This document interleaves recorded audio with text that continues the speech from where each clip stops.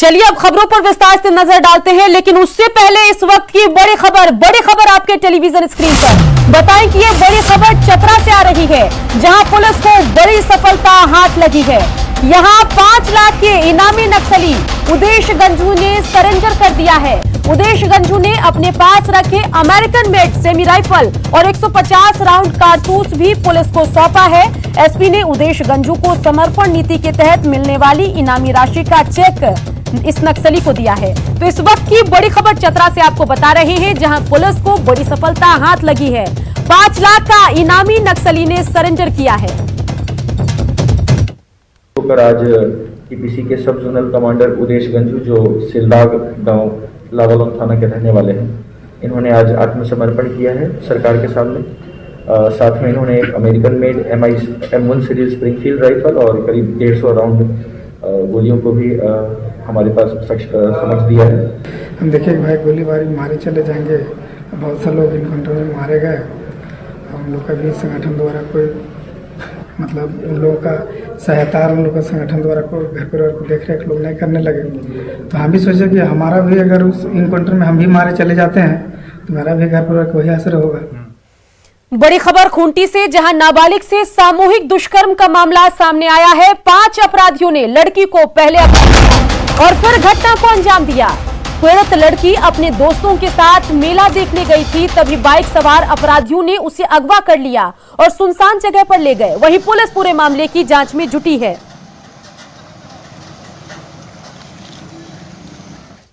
में हमको मतलब लड़की का मतलब साथ में जो लड़का लोग था, वो लोग हमको कॉल किया 10:30 बजे रात को। फिर उन्होंने बोला हमको कि दीदी हम लोग के साथ में ऐसा ऐसा घटना हो गया है कि हम लोग मेला गए थे, मेला से हम लोग लौट रहे थे और लड़का लोग हम लोग को छेड़छाड़ किया और हम लोग को धमकी भी दिया। धमकी देने के बाद हम लोग सब कोई अपना अपना भागने लगे तो हम गिर गए। तो फिर उसी के बीच में लड़का लोग 2 जन लड़का लोग हमको पकड़ लिया। उसके बाद में स्कूटी में जबरदस्ती करके बैठा के लेके गया।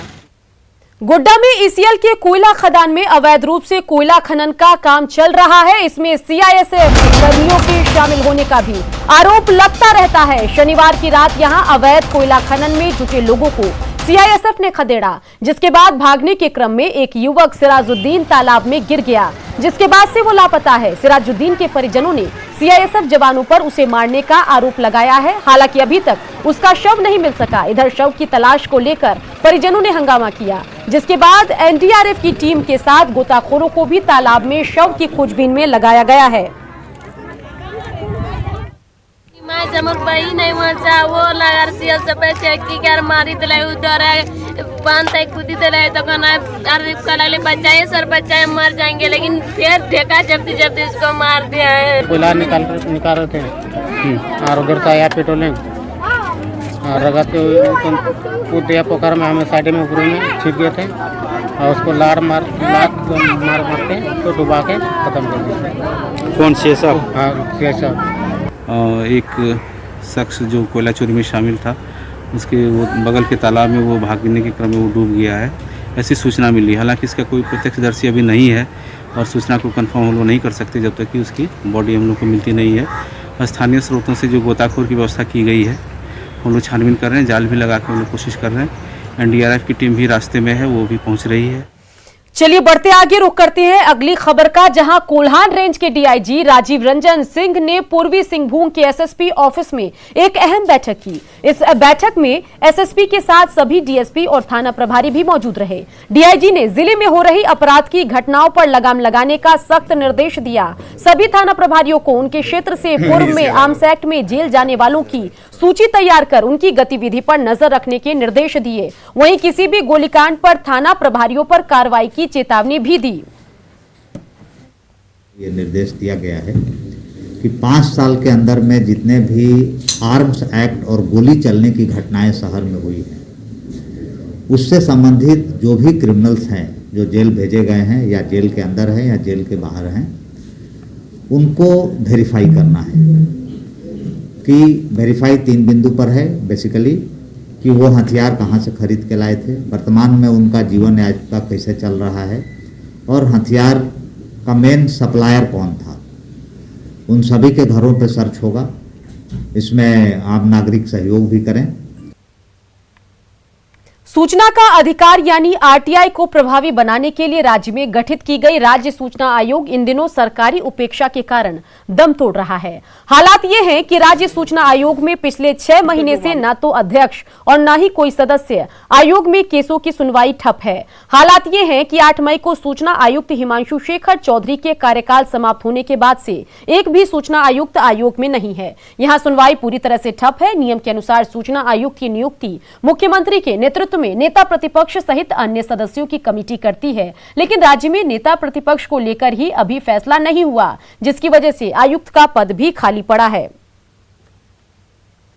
मामला आया है कोविड में राज्य सरकार के द्वारा या केंद्र सरकार के द्वारा या जिलों में जो उपायुक्त या प्रखंड में जो प्रखंड विकास पदाधिकारी या संबंधित अधिकारियों को जो जिम्मेवारी दी गई है कोविड के मरीजों का इलाज करने के लिए या इससे संबंधित मामलों का जो है जानकारी के लिए लोगों को जागरूक करने के लिए, इसमें जो खर्च हुआ है उसका जो जानकारी जो है नहीं दिया जा रहा है। कई आरटीआई कार्यकर्ताओं के द्वारा या हम लोगों के द्वारा भी जो है स्टेट से या जिलों से जो है जानकारी मांगे हैं, लेकिन हम लोगों को जानकारी कोविड से रिलेटेड नहीं दी जा रही है। इसमें कहीं ना कहीं बड़े पैमाने पर जो है फर्जीवाड़ा है, घोटाला है। सरकार इसको छुपा रही है और राशि का भी बंदरबाट हो रहा है।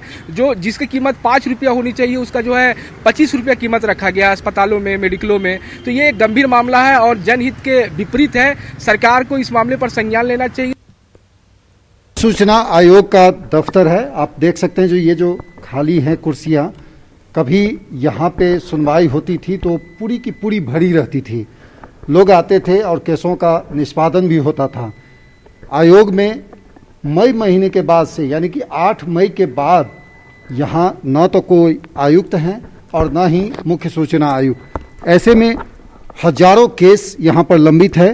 जो कार्यालय के कर्मी हैं वो यहाँ पर आते हैं, जो डे टू डे का जो काम होता है वो चलता है। आप देख सकते हैं जो ये सूचना आयोग का दफ्तर है जहाँ पे कामकाज चल रहा है, लेकिन जो केसों की जो मूल जो सुनवाई होनी चाहिए, जिसके लिए लोग जाने जाते हैं सूचना आयोग के कर्मी और पदाधिकारी, वो चीज़ें नहीं हो पा रही हैं। सर क्या पोजीशन है सो बताएं। ये हमारे यहाँ लगभग 7,000 से ज़्यादा केस लंबित हैं। हम लोग प्रतिदिन आते हैं और ये नई तिथि दे देते हैं, लेकिन वो अगली तिथि को भी सुनवाई होगी या नहीं हम लोग को तो पता नहीं। बस यही जो डेट है वो हम लोग डेट देने वाला काम कर रहे हैं, बस ये जो देख रहे हैं। कहीं ना कहीं ये यूपीए सरकार का कभी आरटीआई एक महत्वपूर्ण एजेंडा के रूप में कानून लाया गया था और जो जिसके जरिए लोगों को सरकारी कार्यालयों में जो कामकाज हो रहे हैं उसके बारे में जानकारी मिलती थी। लेकिन जिस तरह से राज्य में सूचना आयोग के साथ साथ आरटीआई का हाल है, उससे सहज पता लगाया जा सकता है कि यहाँ पे आरटीआई की क्या स्थिति बन गई है। कैमरा पर्सन संजय सिंह के साथ भुवन किशोर झा, न्यूज 18 रांची। सरायकेला के सदर अस्पताल के ठीक बगल में स्थित भवन निर्माण विभाग की जमीन कई साल से बेकार पड़ी है। इस जमीन पर भवन निर्माण की ओर से कर्मचारियों के रहने के लिए कई फ्लैट बनाए गए थे। इन भवनों को 10 साल पहले जर्जर घोषित किया जा चुका है। वहीं दूसरी ओर सदर अस्पताल का विस्तारीकरण कर कई विभाग खोलने में अस्पताल प्रशासन को जमीन की किल्लत का सामना करना पड़ रहा है। ऐसे में भवन निर्माण विभाग की इस जमीन की अगर हम बात करें तो इसका इस्तेमाल के लिए आवाज अब उठने लगे हैं। डीसी ने कहा है कि जमीन के सही इस्तेमाल को लेकर सभी संबंधित विभागों की बैठक की जाएगी, जिसके बाद सदर अस्पताल को जमीन ट्रांसफर की जाएगी।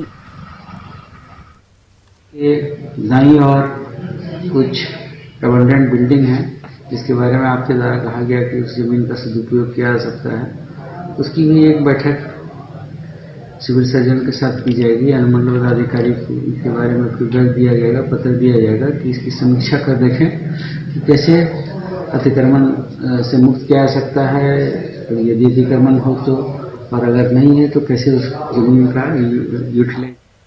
अलग झारखंड राज्य बनने के बाद दुमका को उपराजधानी का दर्जा दिया गया। यहां हवाई अड्डा भी बना, लेकिन व्यावसायिक घरेलू विमान सेवा की सुविधा उपलब्ध नहीं है। 2 साल पहले तत्कालीन सिविल एविएशन मिनिस्टर के ऐलान के बाद हवाई अड्डा के विस्तारीकरण का काम तो शुरू हुआ, लेकिन कोरोना संकट के दौर में काम की रफ्तार पर ब्रेक लग गया। अब दुमका वासी घरेलू विमान सेवा शुरू करने को लेकर लगातार मांग कर रहे हैं और बेसब्री से इसका इंतजार भी कर रहे हैं। से जो हवाई अड्डा, जिस कारण से हवाई अड्डा को यहाँ मैंने चिन्हित किया गया है कि दुमका उप राजधानी के रूप में कि हवाई अड्डा विकसित होकर यहाँ से उड़ान भरे, मैंने रांची के लिए, दिल्ली के लिए, ये रूप अब दिखने लगे। यहाँ के जनता को ये मांग मैं करूँगा कि अभिलंब इस पर निर्णय लेकर जल्दी से यहाँ से हवाई अड्डा चालू करने की मांग करूँगा राज्य के मुख्यमंत्री से, यहाँ का स्थानीय। अगर हौसले बुलंद हो तो रास्ते में कितनी भी मुश्किलें आए, इंसान अपनी मंजिल पा ही लेता है। ऐसी ही मिसाल पेश की है चतरा के सिमरिया प्रखंड के दिव्यांग युवक प्रकाश ने। प्रकाश के दोनों पैर नहीं हैं, लेकिन इससे हार मानने की बजाय उन्होंने अपने हाथों को ही विकल्प बनाया। अचल इरादों की बदौलत उन्होंने किसी से सहायता नहीं ली और अपने दम पर पढ़ाई के बाद कंप्यूटर सीखा और अभी प्रज्ञा केंद्र में कंप्यूटर ऑपरेटर के पद पर काम कर रहे हैं। प्रकाश के पिता जहां बेटे की उपलब्धि पर गर्व करते हैं, वहीं वीडियो ने इसे दूसरों के लिए मिसाल बताया है।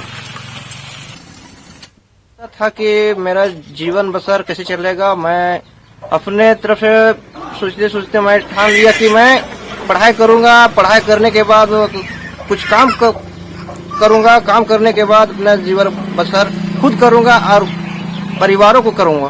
प्रकाश जन्म से इस तरह से है और हम लोग नहीं सोचे थे कि इस तरह गुजर बसर इसका कैसे चलेगा, लेकिन पढ़ाई लिखाई में तेज था, पढ़ाई लिखाई के चलते अपन जीवन बस्तर चला रहा है, घर परिवार को भी चला रहा है। और भी जितने युवा हैं उनका वो मार्गदर्शन कर सकते हैं कि भले ही उनको किसी तरह की परेशानी होगी जीवन में, लेकिन अगर वो हिम्मत न हारे तो निश्चित रूप से आगे बढ़ सकते हैं। हम लोगों का प्रयास रहेगा प्रखंड प्रशासन की ओर से कि हम इन्हें जो भी सरकारी सुविधा हम लोग दे सकते हैं इधर से। खबरें अभी और भी है, बने रहिए, जल्द लौटेंगे। बीजेपी के सहप्रभारी सुभाष सरकार ने 3 दिसंबर को पार्टी के पदाधिकारियों के साथ बैठक करेंगे। बीजेपी की इस बैठक में पार्टी का सांगठनिक विस्तार, राज्य की वर्तमान सरकार की नीतियों के खिलाफ आंदोलन की रूपरेखा और केंद्र सरकार की उपलब्धियों को जन जन तक पहुंचाने जैसे मुद्दों पर चर्चा होगी। पूरा के सांसद और झारखंड राज्य के सहप्रभारी सुभाष सरकार जी का आगमन 3 तारीख को हो रहा है और सांगठनिक बैठक की वो समीक्षा करेंगे कि यहाँ सांगठनिक तैयारी कैसी है, ढांचा किस तरह से तैयार हुआ है यहाँ का, और एक प्रभारी के नाते जो उनका दिशा निर्देश होगा संगठन को आगे बढ़ाने के लिए, उस लाइन पर फिर पार्टी आगे बढ़ेगी। और कहीं ना कहीं एक महत्वपूर्ण दौरा है उनका। झारखंड में आज से धान की खरीद हो रही है। इसके लिए सभी प्रखंडों के लैम्स पैक्स में धान खरीद केंद्र बनाए हैं। रांची में 23 धान खरीद केंद्र बनाए गए हैं, जहां किसान सरकार की ओर से तय मूल्य यानी कि 2050 रुपए प्रति क्विंटल पर धान 31 मार्च तक बेच सकते हैं। राज्य सरकार ने वित्तीय वर्ष 2020-21 के लिए 4.5 लाख टन धान की खरीद का लक्ष्य निर्धारित किया है। नामकुम ब्लॉक में धान खरीद की तैयारी का जायजा लिया संवाददाता भुवन किशोर झा ने। आज से राज्य भर में धान खरीद की जाएगी और इसके लिए राज्य सरकार ने सभी ब्लॉक में जो लैम्प्स और पैक्स हैं वहां पर धान खरीद केंद्र बनाया है। इसके जरिए किसान सीधे यहां पर धान लाएंगे और धान को समर्थन मूल्य जो राज्य सरकार के द्वारा जो निर्धारित की गई है उसके तहत यहां पर बेचा जाएगा। आप देख सकते हैं कि ये नामकुम ब्लॉक है और नामकुम ब्लॉक में जो लैम्प्स और पैक्स है यहाँ पर व्यवस्था की गई है। इस बार राज्य सरकार ने 182 रुपये प्रति कुंटल बोनस देने की भी व्यवस्था की है। इस तरह से आप देखेंगे तो जो राज्य सरकार के द्वारा जो समर्थन मूल्य जो धान के लिए जो व्यवस्था की गई है उसके तहत 2050 रुपये प्रति क्विंटल धान के समर्थन मूल्य निर्धारित किए गए हैं। आज से 31 मार्च तक धान का क्रय किया जाएगा। अभी यहाँ पे नामकुम लैम्प्स में जो नामकुम प्रखंड किसान है वो लगभग 291 किसान निबंधित हैं जो कि धान दे सकते हैं। अभी उनको देने में कोई कठिनाई नहीं और आज से प्रक्रिया चालू हो जाएगा। और किसान का जो न्यूनतम समर्थन तय हुआ है वो 2050 रुपये बोनस सहित रेट तय हुआ है। और इसका भुगतान का प्रक्रिया भी इस बार नया चीज़ आया है कि 24 घंटे के अंदर 50% धान का भुगतान कर दिया जाएगा।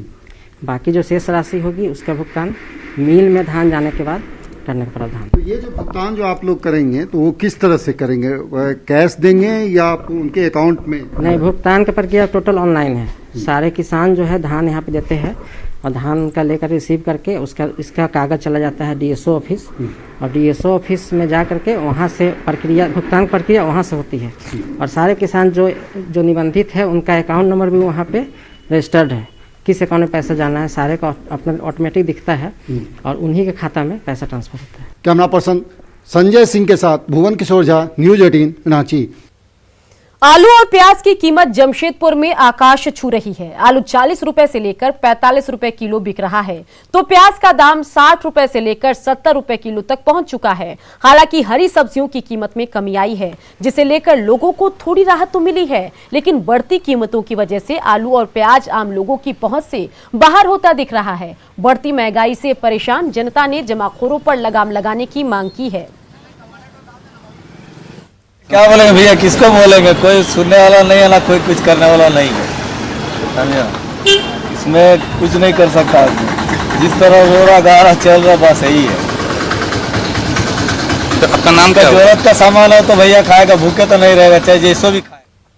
राजधानी रांची में ठंड का कहर जारी है। कांके में कल तापमान 5 डिग्री पर पहुंच गया, वहीं शहरी क्षेत्र में 11 डिग्री सेल्सियस रहा। दिन का तापमान सुकून भरा रहा, जो करीब 25 डिग्री के करीब रहा, मगर शाम होते ही कांके इलाके में ठंड के कारण लोगों की परेशानी बढ़ गई। अधिक जानकारी दे रहे हैं संवाददाता भुवन किशोर झा।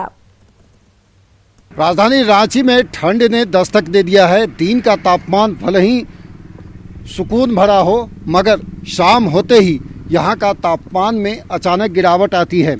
यदि बात करें कांके की, तो सोमवार को 5.2 डिग्री सेल्सियस कांके का तापमान रहा। वहीं अधिकतम तापमान 25.6 डिग्री सेल्सियस रहा। यदि रविवार के तापमान से 1 डिग्री सेल्सियस अधिक होने के बावजूद भी यहाँ कपकपी बढ़ी रही और शाम होते ही ठंड के कारण से लोग घरों में दुबके रहे। शहर का तापमान भले ही 11 डिग्री तक रहा, लेकिन कांके का तापमान 5 डिग्री न्यूनतम पर अटक गया। इस तरह से देखें तो राजधानी रांची में ठंड ने दस्तक दे दी है और करीब करीब कांके सहित तमाम ऐसे इलाके जहां ठंड के कारण लोगों को परेशानी हो रही है, अलाव की व्यवस्था अभी तक नहीं हो पाई है। हालांकि जिला प्रशासन के द्वारा समुचित व्यवस्था करने की बात कही जा रही है। कैमरा पर्सन संजय सिंह के साथ भुवन किशोर झा, न्यूज 18 रांची।